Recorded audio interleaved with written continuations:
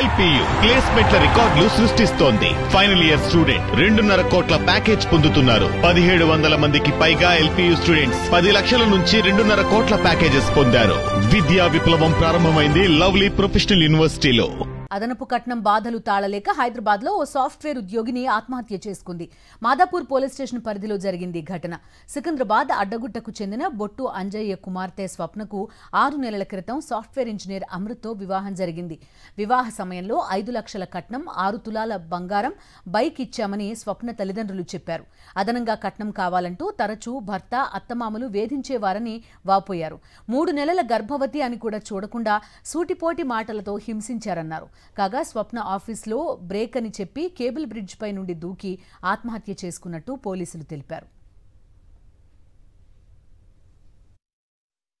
దీంట్లో వాళ్ళ main allegation ఏంటంటే పెళ్ళై 6 నెలలే అయింది.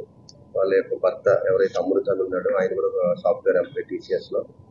అతని హెరాస్మెంట్, వాళ్ళ అత్త, వాళ్ళ మామ, వాళ్ళ మరిది, వీళ్ళ నలుగురు హెరాస్మెంట్ వల్ల ఈమె చనిపోయిందని ఇనిషియల్ గా మళ్ళీ మనకు చెప్పడం జరుగుతుంది.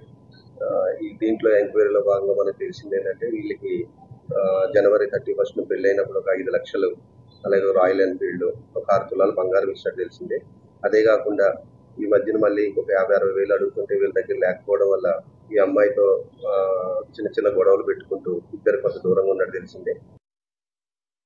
వెళ్తే నువ్వెందుకు వచ్చినావు అనేసి నాన్న బూతులు తిట్టిరట పిల్లని.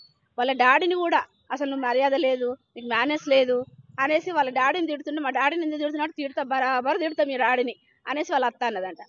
ఒక తల్లే కదా, ఒక జన్మనిచ్చిన తల్లే కదా, మరి ఆడపిల్లని అట్లా అనొచ్చు? అది ఇప్పుడు అత్తది ఉంది, భర్తది ఉంది, మామది ఉంది, మరిది ఉంది, ఇన్వాల్వ్మెంట్ నలుగురు.